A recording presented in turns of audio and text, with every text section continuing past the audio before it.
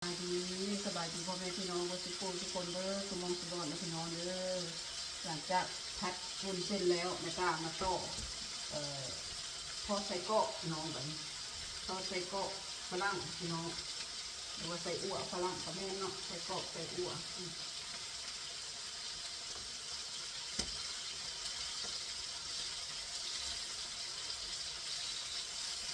ฮ้อนกับฮ้อนพี่น้องเลย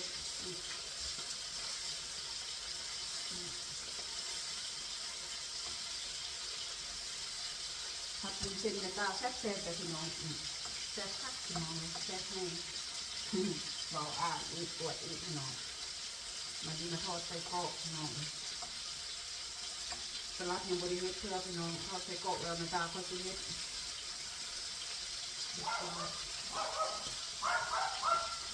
เดี๋ยวพอสิหนาแม่ตาเฮาพี่น้องตาทอดใส่เกาะกำลังพี่น้อง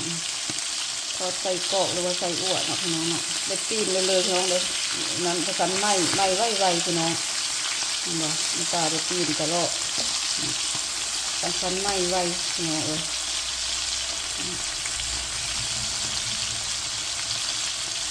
เป็นเส้นที่มักกินกับสกีนะพี่น้องง่ายพี่น้อง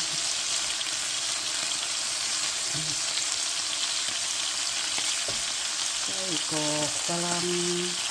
ผมมันใส่กรอกลาวมันใส่กรอกไทยใส่กรอกกะลังพี่น้องบาดใส่กรอกหาแซ่บไปหน่อยใส่กรอก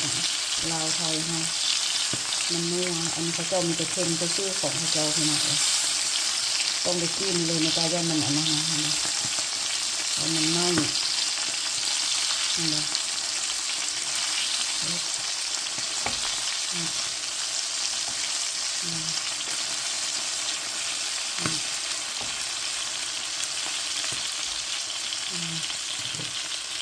ใส่เกาะเนาะใส่เกาะฝรั่ง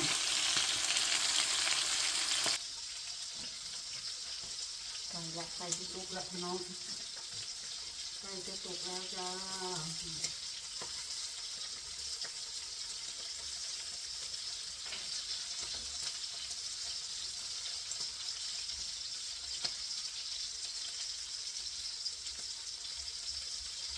น้อยนิดหน่อย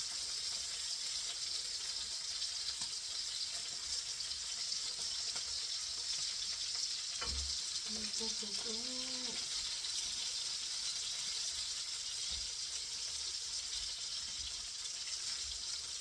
้ยน้ำมันมันปรุงลูกน้องเนาะปรุงเก่งน้ำมันนะปรุงแต่ทั่วโอ้ยหักใส่เป็นน้องเลยตายหักเลยตาเป็นเบิร์น้องตุกเป็นที่เฮียห้อยแล้วไม่กล้ากับซิโมดไฟพี่น้องแบบนี้อันนี้มันบอกดอกไม้เลยได้มีพี่น้องเห็นไหมอันนี้มันเฮาบกกินไหวนะไม้ดอกไม้โลดคันไม้แล้วก็บแซ่บไม่กล้าพี่น้องเนาะไม่กล้าจะออกใส่จานไว้แบบนี้พี่น้องจ๋าไม่กล้าจะออกใส่จานไม่กล้าก็เอาเคี่ยวห้องแล้วนี่ก่อนพี่น้องดูดน้ำมันออกนะ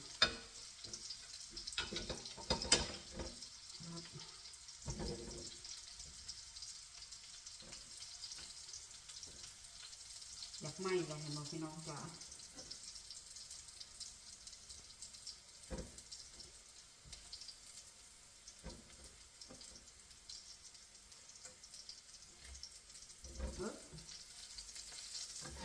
ไม่อะ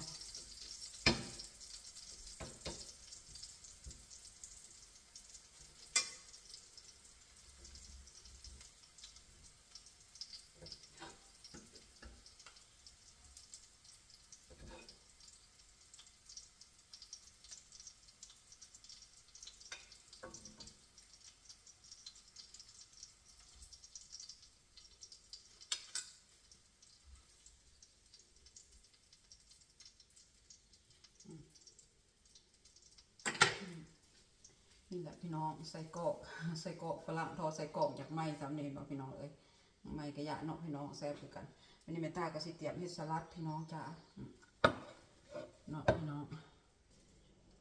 มาเฮ็ดสลัดกันโต๊ะวันนี้พี่น้องนี่สลัดแมต้าก็มีอันนี้นี่นะพี่น้องมีปลาทูน่าบอกเขาจะเอิ้นจะได้มีตุ้งมีปลาทูน่าเนาะแล้วก็แมต้าก็ใส่อันนี้น้ำน้อยนึงใส่แนวละเล็กละน้อยนะพี่น้องมีมักสลีมีไข่นี่มักแตกแมต้ามักแตกมักเล่นใส่แนวละน้อยพักพี่น้องเอ้ย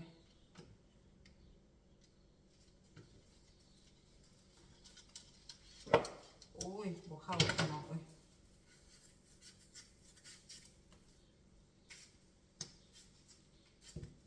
ทำไมโดดแล้วมันก็เหี่ยวพี่น้องโอ้ยบวเข้าเลยพี่น้องเอ้ยเดี๋ยวพี่น้องเด้อ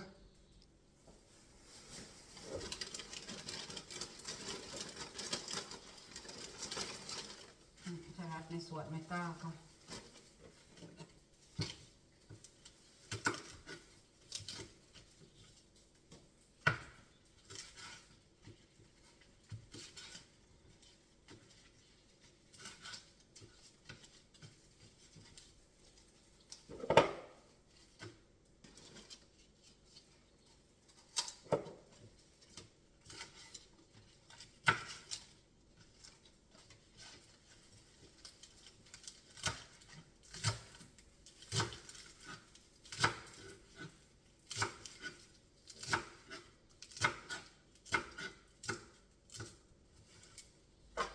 มักซอยต้นน้อยๆนะพี่น้องเฮดสลัดนะเอาซอยต้นน้อยๆแบบเรากินมันง่ายนะพี่น้อง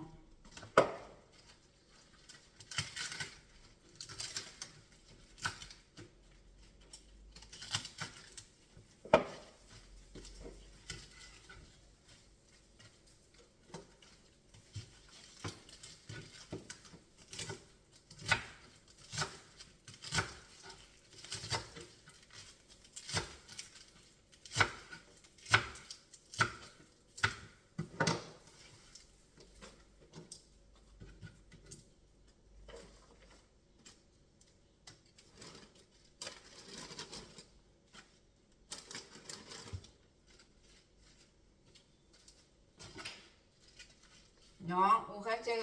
ระบางอาตังแอปเปิลหมาไม่ตายที่เข้ามาแล้ว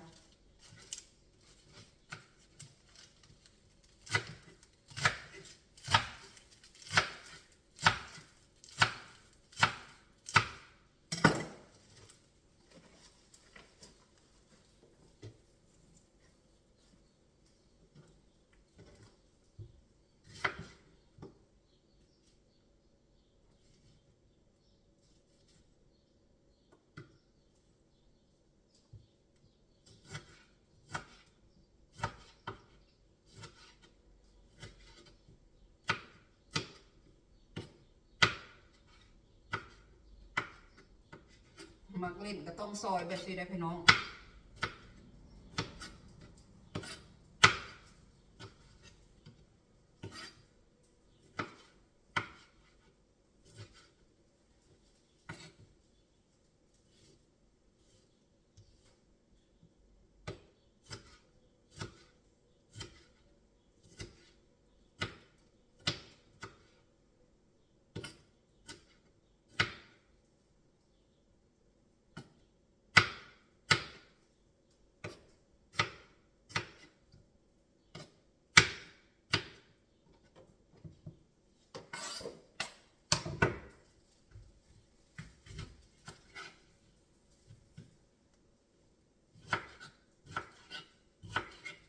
แต่ก็ต้องซอยต้นน้อยๆอีกพี่น้องเอ้ย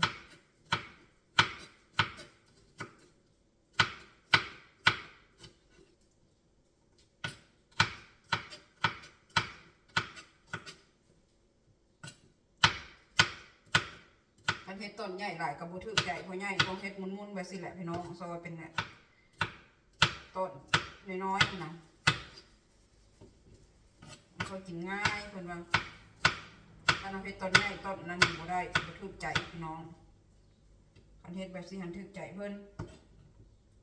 สมเติ้นละดีใจแล้วพี่น้องคันเฮ็ดต้นน้อยๆไปสิ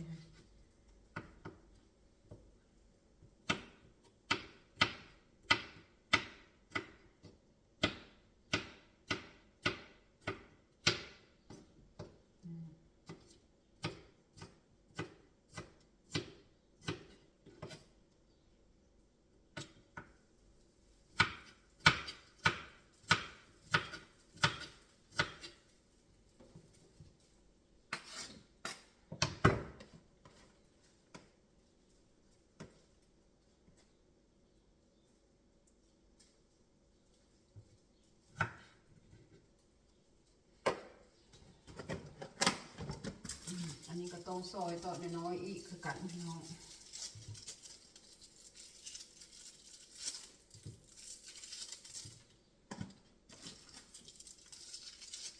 บ้านเขาเอิ้นปูอัดเลยเนาะพี่น้องเนาะใส่ซ้ำนี้พอใส่หลายก็บ่แซ่บดอกพี่น้อง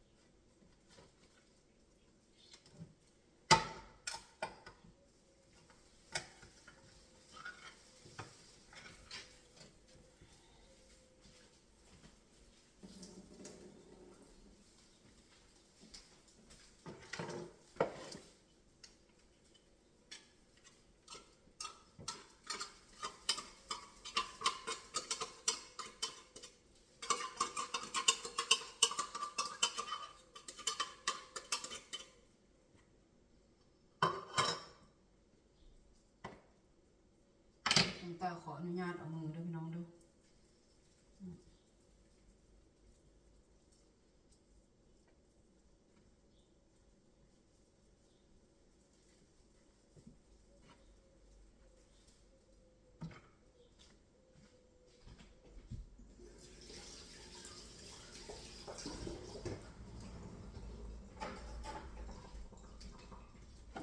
ไข่กับมักซารีเมต้าใส่ทีหลังเอาพี่น้องว่าแฟนเมต้าเพิ่นบ่กินนะ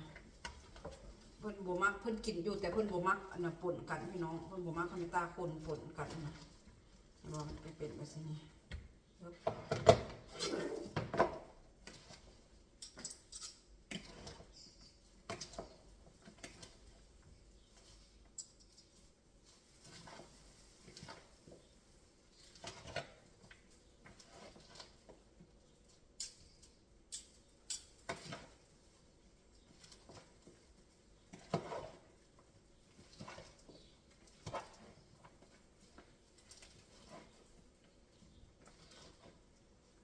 พี่น้องมันจะเป็นแบบนี้แหละสลัดเมตา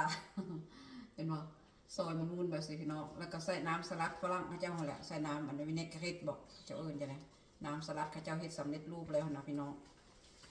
กินแบบนี้กินง่ายๆพี่น้องใครอยากใส่ไข่ก็ใส่ใส่กับบูเป็นอย่างนะเมตาหันมักใส่มักซาดีนำพี่น้องแซ่บใส่มักข้าวโพดเถอะนะเนาะ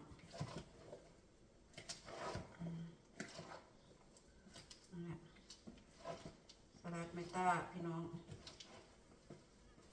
บุกไปสลัดเมตา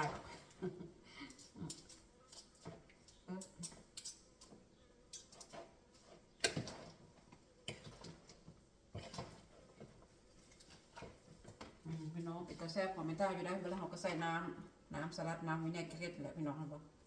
เนาะพี่น้องเนาะมีอย่างพี่น้องเลยอาหารเมตาอาหารแรงกะมีผัดวุ้นเส้นเนาะพี่น้องแล้วก็ใส่กรอกฝรั่งกับสลัดพี่น้องจ๋าเห็นบ่เป็นตาแซ่บไปด้วยพี่น้อง